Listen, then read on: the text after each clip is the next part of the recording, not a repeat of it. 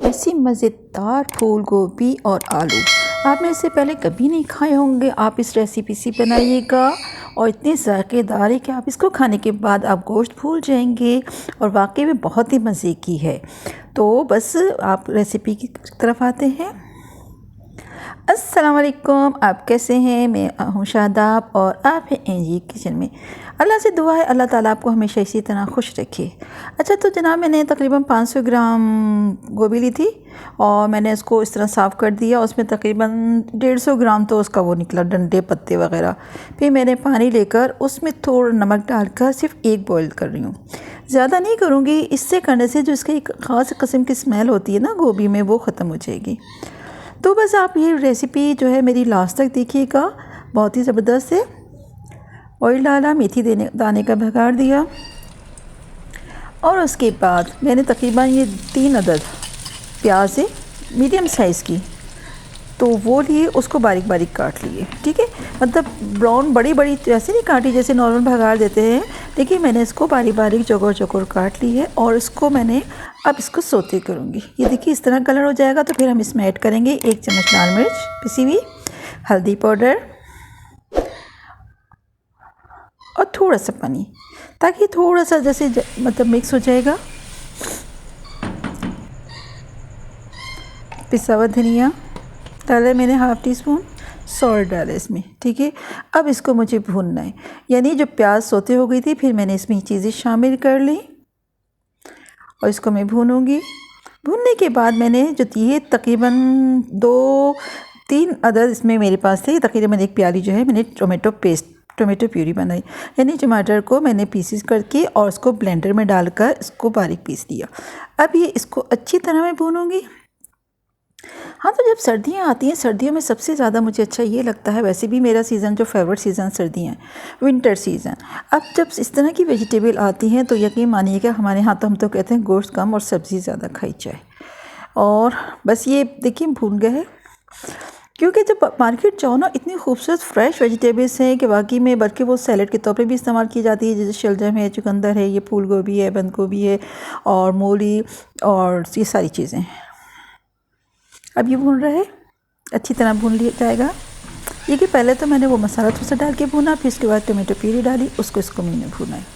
अब हम इसमें डालेंगे आलू मैंने थोड़े लिए, ज़्यादा नहीं, क्योंकि हम गोभी आलू बना रहे हैं, आलू गोभी नहीं, यानी गोभी ज़्यादा आलू थोड़े लेने हैं।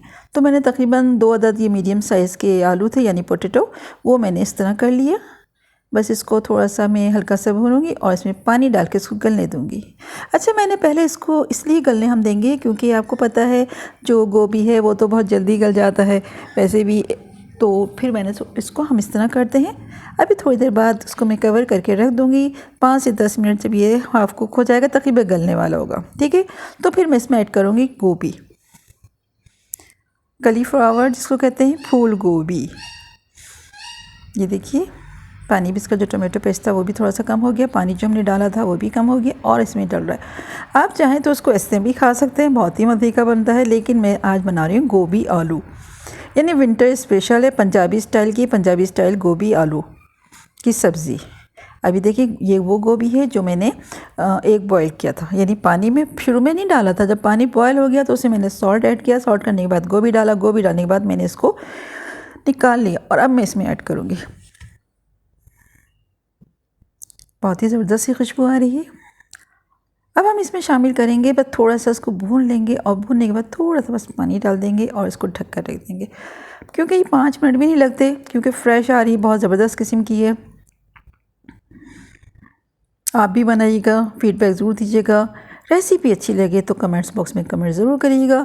बहुत सारे फ्रेंड्स हैं, बहुत सारे लोग ऐसे हैं जो मेरे मुझे मालूम है, मेरी जितनी भी वीडियो पे उनके कमेंट्स आते हैं तो मुझे बहुत अच्छा लगता है।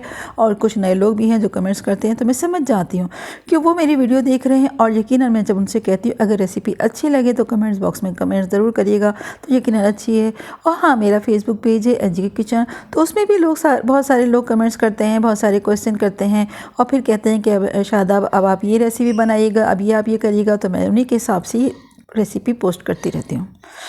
तो ये मैंने तकरीबन आधी प्याली है दही, योगर्ट, वो मैं इसमें ऐड कर रही हूँ। इसका बहुत ही ज़बरदस्त फ्लेवर मज़ीद, यानी एक तो वैसे भी बहुत टेस्टी बन रही है, लेकिन अब जब मैं इसमें ये योगर्ट ऐड करूँगी तो बहुत ही ज़बरदस्त किस्म की खुशबू आ रही है। बस अभी तकरीबन 5 से 7 मिनट में ये तैयार हो जाएगी। वही हमेशा की तरह फिर आज मैं आपसे कहूँगी कि अगर आपने मेरा चैनल सब्सक्राइब नहीं किया तो सब्सक्राइब कर लीजिएगा, बेल आइकन को क्लिक कर लीजिएगा ताकि जो भी मैं वीडियो पोस्ट करूँ आप तक मिलती रहे। बस मैं ये कर देती हूँ, तो जब ये पक जाएगा तो उसमें बारीक बारीक हरा धनिया और हरी मिर्च डाल के दम कर दूँगी। ये देखिए रेडी हो गया है, आप भी बनाइएगा और जल्दी भी बन जाती है और टेस्टी बहुत है। और मुझे तो स्पेशल ये तो नाश्ते में जब मैं पराठा होता है ना, पराठे से तो मुझे बहुत मज़ा आता है, यानी इतनी अच्छी लगती है, टेस्टी कि मज़ा आ जाता है।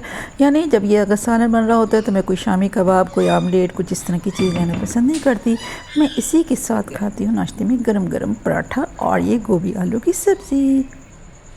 तैयार हो गया है, मैंने फ्लेम ऑफ कर दिया। अभी हरी मिर्ची, वैसे तो बड़ी होती तो मैं इसको हाफ़ करती, लेकिन ये छोटी हरी मिर्ची ये मैंने इस पर डाल दी और ऊपर से मैंने डाल दिया है मज़ेदार सा बारीक बारीक हरा धनिया। चलिए इंशाल्लाह फिर रेसिपी के साथ हाज़िर होंगे, जब तक के लिए इजाज़त दीजिएगा। अल्लाह हाफ़िज़।